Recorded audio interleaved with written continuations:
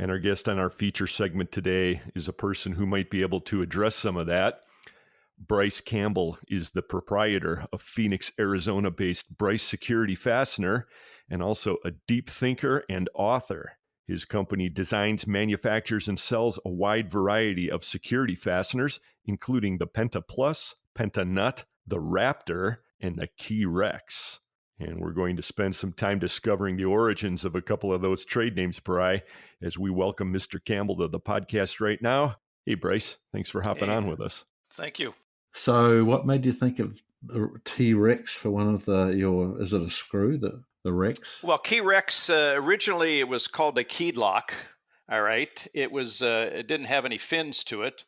And it was the first security screw that actually could be keyed to individual client. And it was quite effective, except it didn't have as many key codes as we thought. And so, nor did it have the torque that we wanted. So we added extra, what I call lobes or fins, and they seem to be kind of sharp in some regards. It allowed us to have 5,000 key codes from 100. And so it just looked like it would be appropriate to call it Key Rex because it had teeth. So that's how it started. Right. It seems kind of funny, but that's, of course, I was into dinosaurs too. I've always loved dinosaurs, and they always intrigued me how in the world they could be. And of course, the best of the bunch is T-Rex. So that was kind of fun to be able to kind of combine the two. Well, when you run your own show, you get to call the shots. So good for you for doing that. The first time I spoke with you about any of these topics, Bryce, and the first time I kind of got an idea that you were thinking about more than just fasteners. Let's say you were a predominantly fastener-related kind of guy like us. Right. It was, believe it or not, all the way back in 2007. I've got it in my notes here, and I called you to pitch you on FCH, and we were talking about FCH and fasteners and stuff, and we wound up talking about string theory. And I have in my notes, you got to call this guy back and get him on the podcast, and here it is 2019, so I guess we can agree that time does fly, huh? It does. It does. But it doesn't go backwards. It does not go backwards. It does not go backwards. Even Hawking found that wasn't possible to go backwards. It only goes forwards. You've thought that part of it through too, haven't you? Oh, yeah. But it can go forward at different speeds for different people in different parts of the universe, which is kind of interesting. We're going to talk a little bit more about that. And we're also going to see how that fits in with your Key Rex product. In just a second, we want to talk about your actual fastener business for a moment too.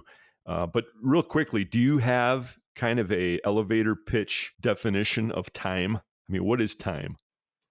Time is I guess time is a variable. Okay. That's what Einstein figured out. He was kind of surprised by it. And it all rotates around one constant in the universe. And this one constant, or I'll call it a superhero in the universe, has to stay constant in all environments. And so if you're getting on a fast rocket ship and you're going forward, guess what? That constant will never let you get away. And if you're stuck close to something that's got a lot of gravity to it, and that constant comes to you at the exact same way that it would if there were no gravity. So that said, Einstein came up with this idea of relativity. Time is relative to that one constant.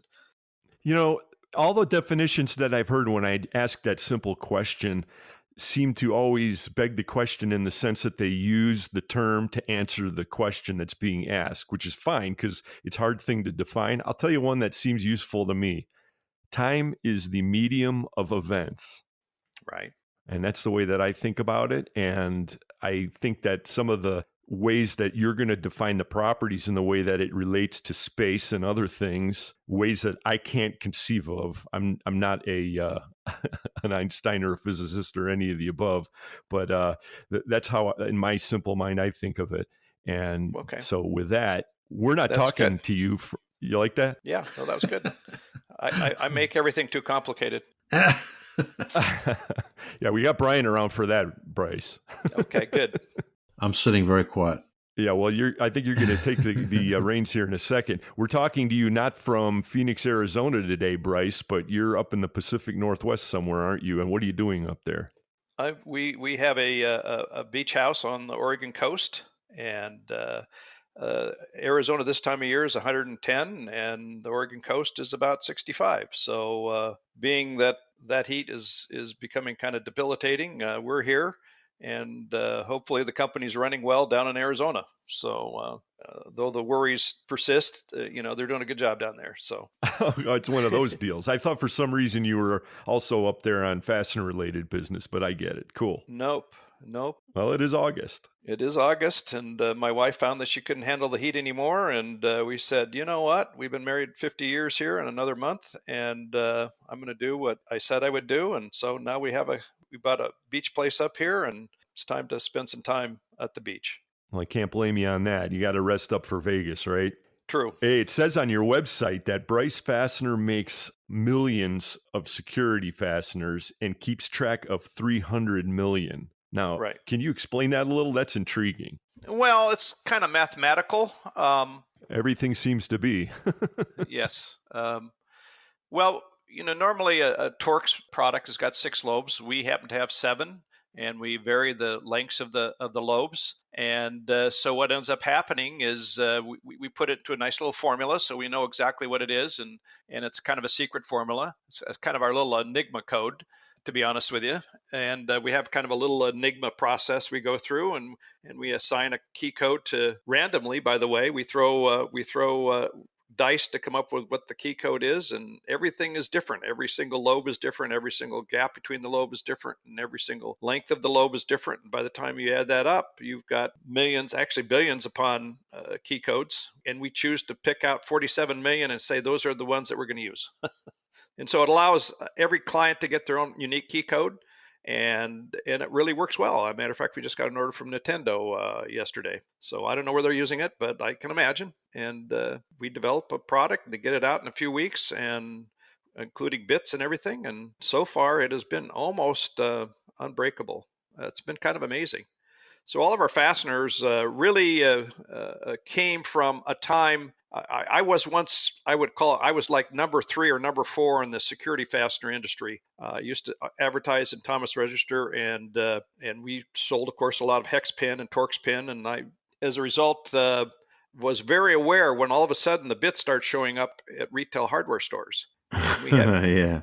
and we had one customer lose $40,000 worth of computers out of a hospital complex that were secured with tamper-proof screws. Big hospital complex, and back when computers were very valuable and that information was extremely valuable, they walked out the back door. And so they came to me and said, hey, can you make us a fastener that nobody else can get out? And because I kind of knew what the tooling looked like, I knew how to have the tooling made. I had some tooling made and had some parts made by somebody else, and we learned, and then we went on from there. It took a long time, actually, because way back in 2003, we were getting into manufacturing, but I'll tell you what, not much manufacturing was going on.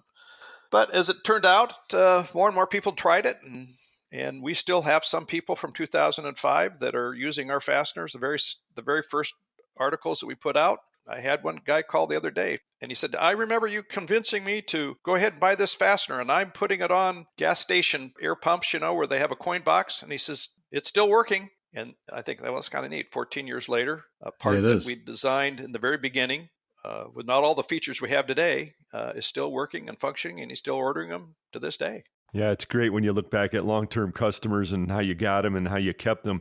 So those are 2 applications. One is in electronics, and another one is in, I guess, anywhere where there's vending or coin-operated stuff. What other types of heavy applications do you have with your company in security? Well, those house arrest leg bands, I think that would probably be one of the first ones you say, really, that's the only thing that's keeping that house arrest leg band on is one of our screws. And surely enough, that's one of our applications. That we have so many applications that we can't even define a customer vertical market. Some of the funniest ones are somebody who's putting up these climbing walls. They wanted our screws because they didn't want somebody undoing one of those climbing units. I guess there would be liability there, I suspect. Yeah, I would think so. Yeah. Zip line guys, they put our screws in those. Probably the biggest one that's happening right now is the pipeline in Nigeria is losing $1 billion worth of oil a year. And the regular security fasteners, kind of like the wheel locks, they are easily broken because the guys will come and take a mold of the fastener and figure out what it was. And I mean, if you're losing $1 billion worth of oil a year, you got pretty sophisticated people stealing it. So they came to us as kind of a wild hair and said, "Hey, can you make us a fastener?" And so we are in the process right now of developing what I call a super structural nut for that application. So some of our nuts go to the TVA Authority, Tennessee Valley Authority, any of the electrical grid. It's all crazy people that we would never go and make a sales call on ever, you know. And so we're always kind of flabbergasted where it comes from, and surprised and pleased. But as a result, we kind of have to have a fastener manufacturing machine for just about any size or diameter or length or what. I guess we got them on body cams for policemen, but that happens to be a 256 screw. So we got a security screw that's a 256 in diameter. And somebody has tried to make a wall for the water surges that are happening down in Florida, when they have a hurricane. And they needed a 5/8 11 by 3-inch bolt that had an O-ring underneath it. We just got done making those for them out of 316 stainless. So we have this range that we can kind of have to do everything with everything, and had to get tooling for every size you can imagine, and threaders for every size that you can imagine, and kind of an expertise for everything you can imagine. Yeah, well, that's one of the great things about the fastener industry. It's a product that's in damn near everything, and it's all around us. As you're explaining this manufacturing process, and I'm thinking about these things that are highly specialized per application, and they're probably relatively short run in many cases. Exactly. Are you seeing that additive manufacturing might be an approach here to the manufacturing of this to get these things out? I mean, is that happening now, or do you see it in the near future? No, I'm not a real fan of 3D printing, just because you can only make 1 or 2 or 3 pieces. And then maybe that would be a good idea if somebody wanted 5. I do get that call every once in a while. I need 5 pieces. It's really important. They're stealing my very expensive light fixtures. Yeah. Okay. I suppose that would work. And we're still stuck in cold heading. And so by and large, they got to run 2,000 pieces, or we're not going to make the part for them. So maybe that would work there. I hadn't thought about that. All right. Well, you got time to figure it out. Yeah.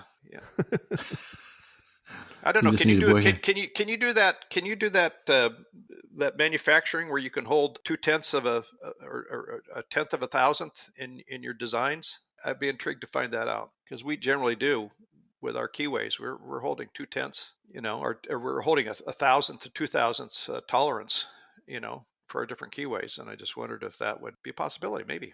I would think money solves anything, and okay. If the National Aeronautics Space Administration or SpaceX worked out they had to do that, that's what would be done. Okay. Right. We have used that technology to make one of our samples, by the way, that we take to the show. We have a bolt that's 12 inches around and 2 feet long, and that was done just as you say. They took a sample of our parts and reprogrammed it and did a sample exactly the same. So maybe it works.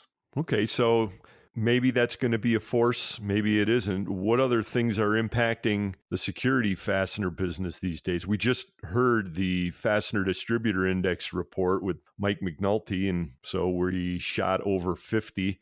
Are you seeing that kind of a little bit of a mini resurgence in the last month or so? What do you know? You're at the beach. Well, I'm at the beach, and I don't know much, to be honest with you. I'm kind of an outsider to the fastener industry, if you really get down to it. Having never worked for anybody and starting my own company, and having never manufactured it or worked in a manufacturing plant, and having, gone out and got the machinery thinking that I would be able to do it myself, and found out I was a huge mistake. So we're not seeing huge growth in our company. Maybe because we're not very good salespeople. I don't know. Maybe that's it. But I would say that things are going up. Yes, for sure. And you always worry. Everybody worries. I don't see any downturn, frankly. Are you taking any kind of a hit from the trade war or the tariff talk that's going on? No, because my product is, first of all, we try to make it all American made. So we're one of the last guys that actually has almost 100% American-made machines, as well as 100% American-made material by and large. And because we're making a security product that's keyed, it's kind of like a cheap lock, about the cheapest lock you can buy that's really effective. So people are paying for the security. they realize if I've got $100 something out there and I put your screw in it, it seems like it stays there forever. They don't mind the 40-cent price. Whereas if I was competing against somebody that was coming over from Taiwan and really inexpensive, that would really, makes it hard on American manufacturing when they're selling products below the cost of the material, which is happening by and large, mostly to most Americans. Yeah. So I'm charging my price, and I don't even take a guy's print. It says you either make it to my way or the highway. We've actually gotten away from letting anybody give us a print. It's kind of nice, actually, and that seems to work out okay. So do you have a problem guarding your intellectual property then? I mean, this is where someone overseas can certainly steal your idea, isn't it? Well, we had one guy in China. We don't tell everything, obviously. I mean, there's some certain secret. If you really want security, you got to do more than just simply make a security drive, with a pin in the center of it and hope that nothing gets in it. Right. We have a library of every single removal tool on the planet, every single Chinese removal tool, every single Chinese bit, every single tamper-proof bit we can find. And we take them back and make sure that we've got a strategy to keep them from getting into our parts and from taking them out. And so I've seen a clone of ours. By the way, we went to one of the trade shows, and somebody from the Chinese, contingent came and wanted a sample. And I thought, oh, great, we'll give them a sample. They'll probably want to buy from us. Well, guess what happened? Yeah. On Alibaba, all of a sudden we saw something similar, and it looked pretty good, except looking at it, knew that it would never really work properly. But it had crazy fin selections and that kind of stuff, which is fine. But there's more to it than just a bunch of different key codes. You've got to also make sure that all those crazy tools that are out in the marketplace, are prevented from getting in. So that's intellectual property there. Of course, I've got patents, but patents, are they really worth anything nowadays? But it did work for the one Chinese. The person said, show me your patent and I'll stop putting it on the internet. And I showed them the patent and they stopped. But who's to say the next one wouldn't try it too? All right. That's what you have to watch for. And I think Magard had the same problem. I talked to them and they said the Chinese, will mimic their kind of a part. I don't know if you know what a wheel lock is, but Magard is the primary manufacturer of wheel locks. But there's more to it than just having a keyway. You got to have the heat treating. You've got to have the strength. You've got to have the integrity of the product. And those are other little things that we kind of keep on the QT that we do that make them hold up better than anything else. So by and large, you've got, for us, you've got that threshold of before retail bits, tamper-proof screws were really darn good. And now, after retail bits, we've kind of ruined an awful lot of security in this country with those bits that keep flowing across the pond. And I think of all those jails, that have nothing but, good quality Torx with the pin screws. And I'm thinking, well, not too hard to get a screwdriver in there. And they do. And they hide their shivs or sheaves or whatever you call them, behind wall plates and everything else because they can get those off and hide their contraband behind the. Man, there's a lot to think about. You've thought about this a lot for a guy who's not in the fastener industry. You've thought a lot about security screws and manufacturing and selling them. Right.